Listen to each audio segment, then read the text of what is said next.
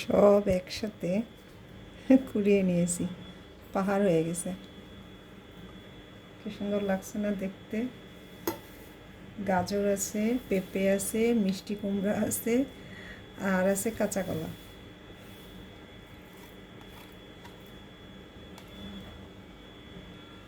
এবার এটাকে ভাঙি, একটু মিশিয়ে নিই। পড়ে যাচ্ছে।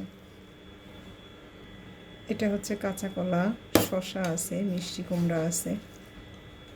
তো এটার সাথে পিঙ্ক সল্ট, লেবু, টমেটো সব কিছু দিয়ে মাখা হলে অনেক টেস্টি হবে। এখানে আমার বাবার জন্য তুলছি, সবগুলো যাতে পড়ে সেটাও দেখতে হবে।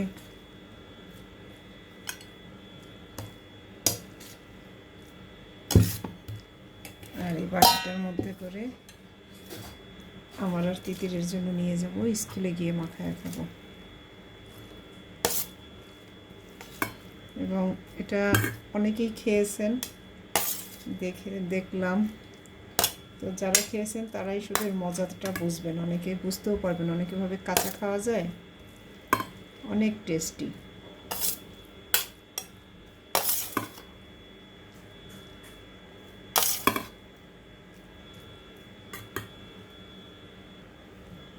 দিয়ে দিচ্ছি একটু টমেটো। টমেটোটা আসলে গ্রেট করলে ভালো লাগে না, তো এই টমেটোটা আস্তই দিলাম। আস্ত বলতে ছোট ছোট করে কেটে দিলাম।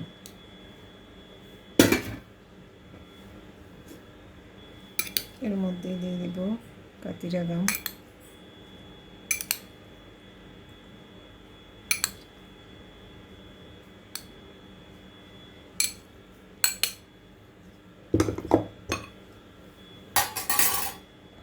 দিয়ে দেব পিঙ্ক সল্ট,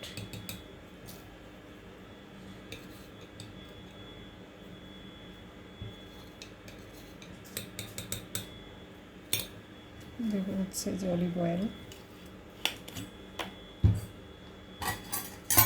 এমনি ঢাললে আসলে আমি বেশি দিয়ে ফেলি।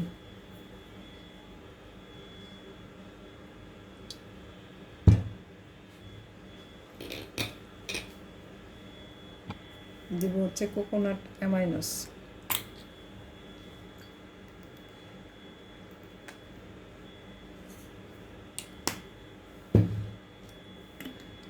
কাঁচামরিচ, লেবু।